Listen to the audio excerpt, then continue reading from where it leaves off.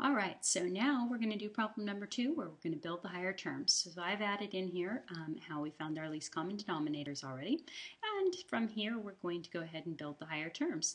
So to the 2x over x plus 1 quantity squared, I need to make this into my new higher term where I have x plus 1 quantity squared. And times an x minus 1. So in order to get that higher term, I'm missing an x minus 1. So I'm missing x minus 1 here, so I'm going to put in x minus 1 and an x minus 1 here. Now remember, we want to get in the good habit of multiplying these out. So I'll go ahead and distribute here, giving myself 2x squared minus 2x, and there's my higher term for that one. Now going to the second term here, we have an x squared plus 1, and that's over an x plus 1 times an x minus 1, so we'll write that in.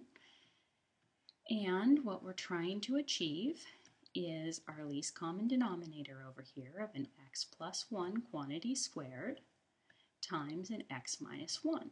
And therefore, we need to find out what are we missing to achieve that. So we take a look and we see x plus 1 needs to be squared. That means it needs to have another factor of x plus 1 multiplied by it. So an x plus 1 up here. Now this time we have a binomial times a binomial. So x squared times x, which is going to give us x cubed, and then x squared times 1, which will give us an x squared, and then a 1 times an x, which gives us an x, and then a 1 times a 1, which gives us a 1. And so there's our first higher term, and here's our second higher term. All right, moving on to example number 2. So in example number 2, I've already written out for us what our least common denominator was and how we got it from our last example. So now we have 2 over 4x plus 1 and the x plus 3. And on this one, we are headed toward a new denominator of 2 times x plus 3 quantity squared and at 4x plus 1. So what we have to do is we have to determine what is missing from our current denominator in order to make our new denominator.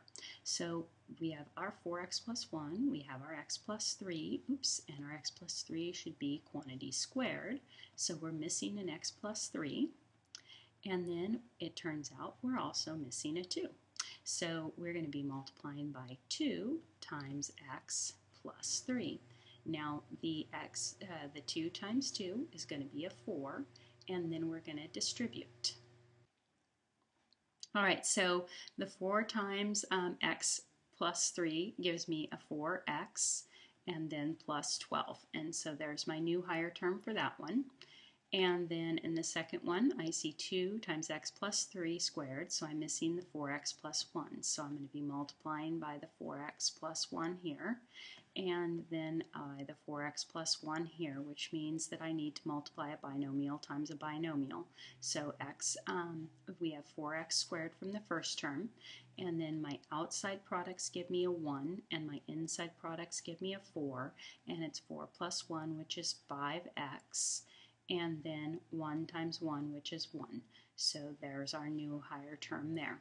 And at that point, we'd be ready to add two polynomials together, two rational expressions together.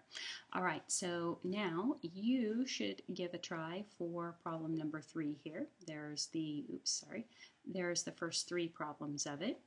And you can pause here and get those. And now I'm going to scroll down so you can get the fourth one.